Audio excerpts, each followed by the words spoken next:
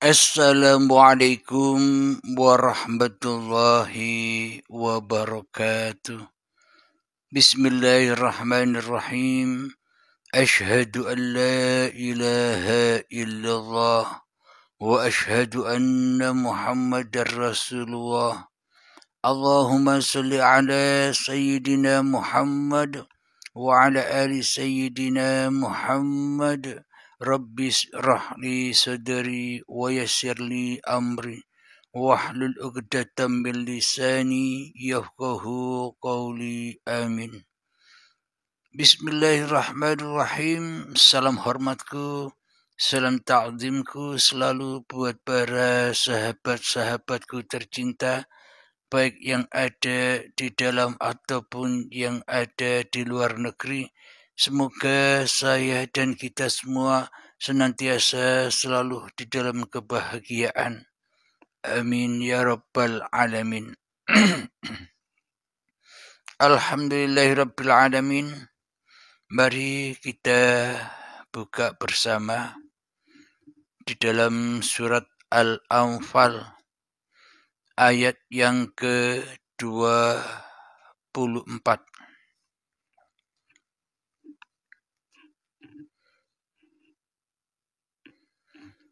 A'udzu billahi minasy syaithanir rajim.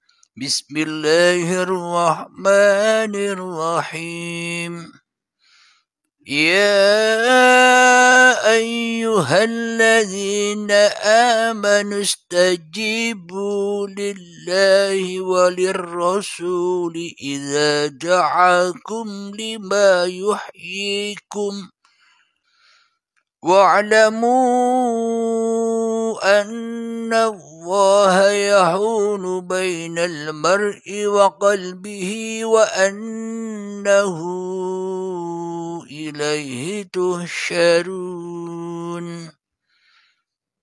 yang artinya, wahai orang-orang yang beriman, penuhilah seruan Allah dan Rasul apabila dia menyerumu kepada sesuatu yang memberi kehidupan kepadamu. Dan ketahuilah bahwa sesungguhnya Allah membatasi antara manusia dan hatinya, dan sesungguhnya kepadanyalah kamu akan dikumpulkan. Shadaqallahul azim. Apa makna yang tersirat di dalam ayat ini? Al-Anfal ayat yang ke-24. Wahai orang-orang yang beriman. Orang-orang yang beriman kok masih diseru oleh Allah. Yakni orang-orang yang beriman itu bukan orang yang beragama Islam saja. Akan tetapi seluruh manusia, apapun agamanya, apapun golongannya, apapun alirannya, bila ia mengimani adanya Tuhan, bila ia mengimani adanya Allah, dialah yang diseru. Di sini bukan menyeru orang-orang yang tidak beriman kepada adanya Allah atau adanya Tuhan, akan tetapi seruan ini berlaku kepada orang-orang yang percaya, yang yakin, yang beriman bahwa Allah, bahwa Tuhan itu ada. Penuhilah seruan Allah dan Rasul. Apakah seruan itu? Apakah ajakan itu? Apabila dia menyerumu kepada sesuatu yang memberi kehidupan kepadamu. Bagaimana mungkin orang hidup kok diseru hidup? Orang yang hidup seperti saya dan kita semua ini kok diseru untuk supaya hidup?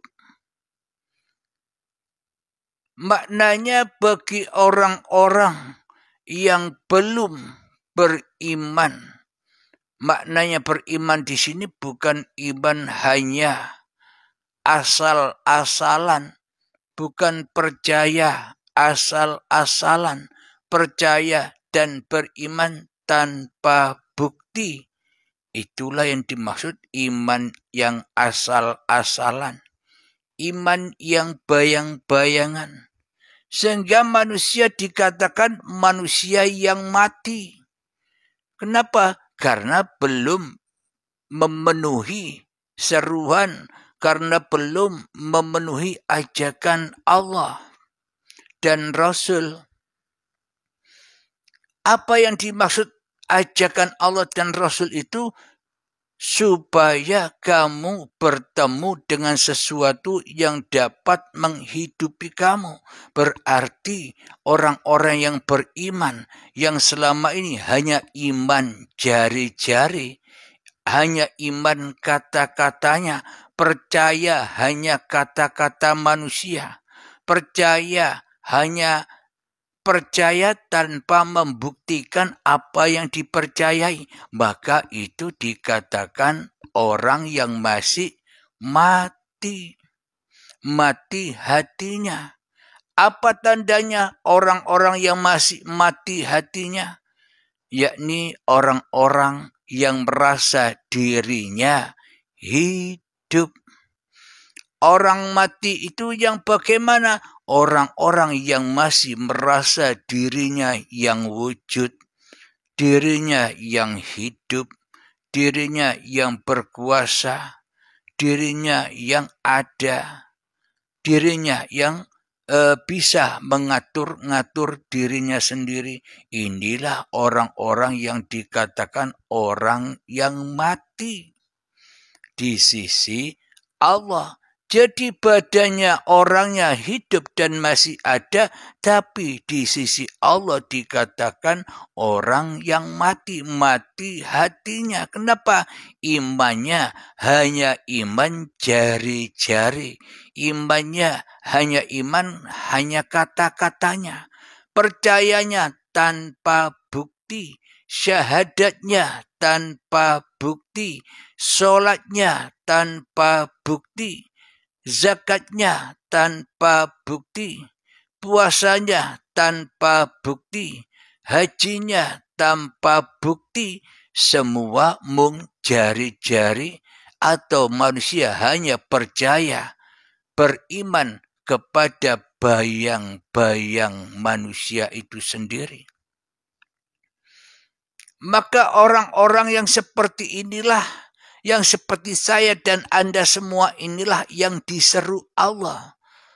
Wahai orang-orang yang beriman, penuhilah seruan Allah dan Rasul apabila dia menyerumu kepada sesuatu yang memberi kehidupan kepadamu. Apa maknanya? Maknanya memberikan kehidupan kepadamu adalah kita memasrahkan bahwa hidup ini Allah. Kita memasrahkan bahwa badan ini kenyataan Allah. Coba kita logikakan, kita hayati.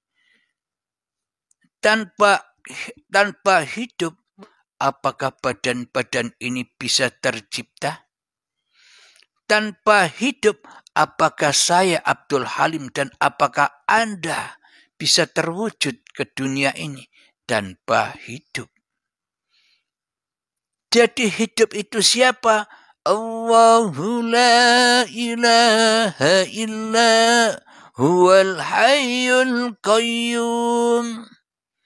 Allah dialah zat yang maha disembah. Dialah hidup yang kekal, lagi terus-menerus menghidupi seluruh ciptaannya. Jadi manusia yang belum percaya bahwa hidupnya itulah Allah, itulah orang-orang yang diseru kepada Allah agar mengembalikan bahwa hidup ini Allah. Agar manusia tidak tersesat jalannya. Agar iman dan keyakinan manusia sudah tidak bayang-bayang lagi, sudah tidak kata-katanya lagi, sudah tidak jari-jari lagi, alias imannya, keyakinannya sudah nyata bahwa hidup ini Allah.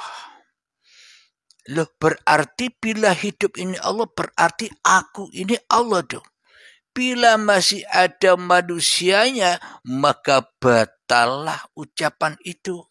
Kenapa? Karena yang jadi Tuhan masih manusianya. Manusianya masih belum memenuhi ajakan Allah.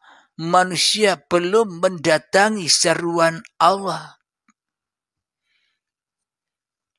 Jadi bila hidup ini nyatanya Allah, maka manusia sudah hancur lebur lewat pintu baiat.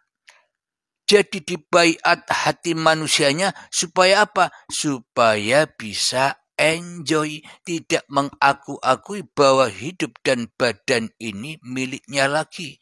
Inilah orang-orang yang menang. Inilah orang-orang yang kembali kepada Allah.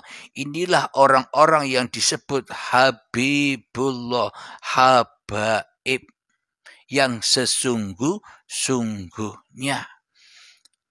Habaib yang sesungguh-sungguhnya itu yang bagaimana? Yang mana di dadanya yang ada hanya Allah. Bukan ada manusianya. Bila masih ada manusianya di dalam dadanya, bukan habaib namanya. Tapi siapa? Syaitan. Inna syaitana lakum aduwwum mubin. Sesungguhnya setan itu adalah musuh yang nyata bagimu. Siapakah dia? Wujud yang ada pada dirimu itu wujud ciptaankah atau wujud sang pencipta? Bila wujud yang ada di dalam dada kita masih wujud ciptaannya yang merasa bisa wujud ciptaannya yang merasa bisa hidup, wujud ciptaannya atau makhluknya yang merasa bisa mengatur-ngatur dirinya sendiri. Inilah yang disebut wujudnya setan, wujudnya iblis, wujudnya dajjal, wujudnya jin, wujudnya Ya'juj wa Ma'juj dan sebagainya yang nyata. Ndak goib. Setan, iblis, jin, dajjal, Ya'juj wa Ma'juj itu ndak goib, nyata. Tergantung siapa yang nyata di dalam dadamu. Bila di dalam dadaku ini yang nyata masih Abdul Halimnya, ya pasti iblis, setan, jin, dajjal, Ya'juj wa Ma'juj itulah Abdul Halim ini rupanya. Kenapa Abdul Halim ini disebut jin, iblis, setan, dajjal, dan Ya'juj wa Ma'juj? Selalu menguras air laut yang ada di dalamnya. Apa maknanya? Selalu mengaku-akui bahwa dirinya yang ada. Selalu mengaku-akui bahwa dirinya yang wujud. Selalu mengaku-akui bahwa yang bisa sholat itu adalah aku. Yang bisa menyembah itu adalah aku. Yang bisa ibadah itu adalah aku. Yang bisa berzikiran itu adalah aku. Yang bisa berkata adalah aku, yang bisa melihat adalah aku, yang bisa mendengar adalah aku. Semua-muanya dikuasai oleh manusianya yang jadi Tuhan. Itulah yang dimaksud Ya'juj wa Ma'juj selalu menguras, meminum air laut hingga kering kerontan. Jadi tak ada sisa. Walaupun sebiji darah semuanya diaku-akui bahwa semuanya adalah perbuatan manusianya. Inilah yang dimaksud kebatilan di sisi Allah. Kenapa hatinya masih mati? Imannya hanya iman kata-katanya. Imannya hanyalah jari-jari saja. Imannya hanyalah bayangan-bayangan diri hawa nafsunya sendiri di dalam dadanya. Maka dari itu Allah menyeru kamu, menyeru manusia, menyeru saya. Untuk apa?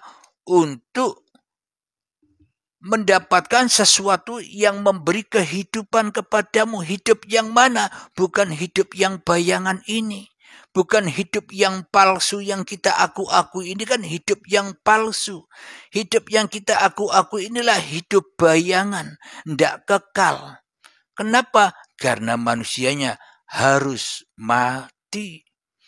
Supaya manusia ketemu dengan hidup yang kekal, hidup yang abadi, hidup yang langgeng, ya maka manusianya harus dibaiat dulu hatinya. Supaya apa? Supaya tidak bisa ngaku-ngaku lagi bahwa dirinya wujud. Supaya tidak ngaku-ngaku lagi bahwa dirinya hidup. Supaya tidak bisa ngaku-ngaku lagi bahwa dirinya berkuasa atas dirinya. Inilah yang dimaksud sesuatu itu, sesuatu yang bisa menghidupkan kamu. Apa yang dimaksud sesuatu yang menghidupkan kamu? Agar kamu ketemu dengan hari kebangkitan. Bangkit kesadaran manusianya dari Allah kembali kepada Allah. Bangkit lilahnya setelah terbaiat hatinya, otomatis seluruh apa yang diperankan sejak bangun tidur sampai tidur lagi otomatis jadi kekuasaan Allah bila manusianya sudah mendapatkan sesuatu yang kata Allah tadi, yakni hidup yang kekal.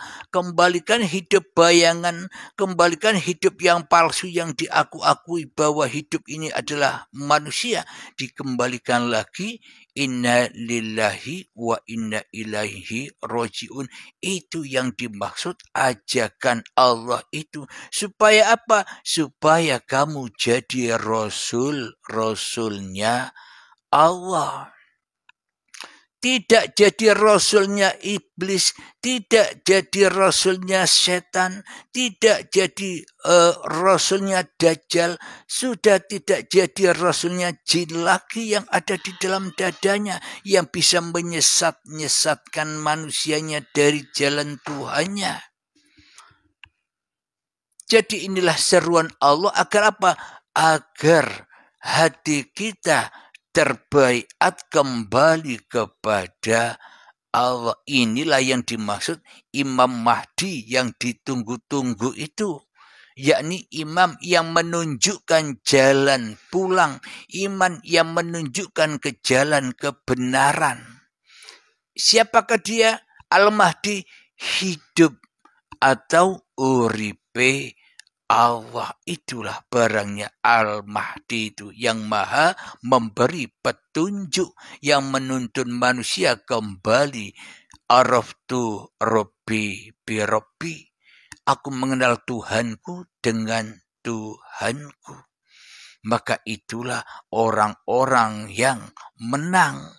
Orang-orang yang sudah kembali kepada kehadirat Tuhannya, yang hadir di dalam dadanya hanyalah Allah. Maka nyatalah qalbun mu'minin baitullah.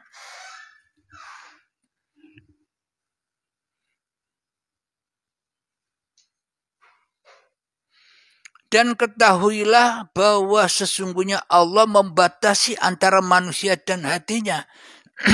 Dan sesungguhnya kepadanyalah kamu akan dikumpulkan. Rupanya manusia, tapi hatinya iblis. Rupanya manusia, tapi hatinya setan. Rupa manusia, tapi hatinya dajjal. Rupanya manusia, tapi hatinya jin. Maka itulah yang dimaksud Allah membatasi antara manusia dan hatinya. Jadi manusianya belum sempurna, manusianya belum menjadi insan kamil.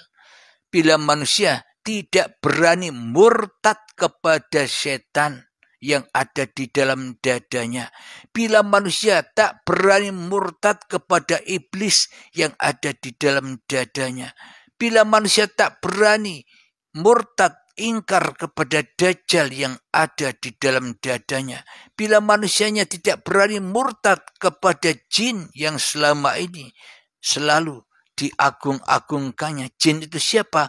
Diri manusia. Hawa nafsu inilah jin itu, tempatnya naroka, api yang di dalam dada. Bila manusianya tak berani murtad kepada mereka, maka selamanya manusia akan disesatkan oleh mereka, dan berarti manusianya telah murtad kepada Tuhannya.